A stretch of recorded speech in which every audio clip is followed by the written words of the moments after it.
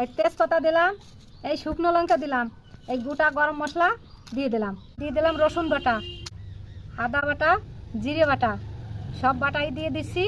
আর পেঁয়াজ কুচি, টমেটো কুচি দিচ্ছি, লবণ দিয়ে দিলাম, হলুদ দিয়ে দিলাম।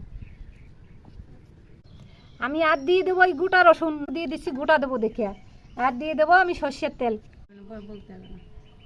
যা তখন দেবো টক দই দিয়ে দিচ্ছি, লঙ্কার গুঁড়ি খাইয়ে আমি মাটির হাঁড়িতে দিয়ে ঢাকা দেবো। একটু নাড়াচাড়া দিয়ে জল দিয়ে ঢাকা দেবো। আস্তে আস্তে জাল দিতে হবে। প্রায় 30 মিনিট হলো, ধীরে ধীরে জাল দিলাম। এখন দেখো আমি গরম মশলা দিয়ে আবার একটু ঢাকা দিয়ে রাখবো।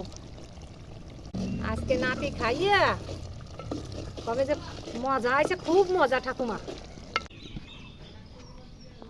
5 মিনিট হয়ে গেছে, আমার মাংস হয়ে গেছে। আমি হাঁড়ি ধরিয়ে ঘরে নিয়ে যাবো।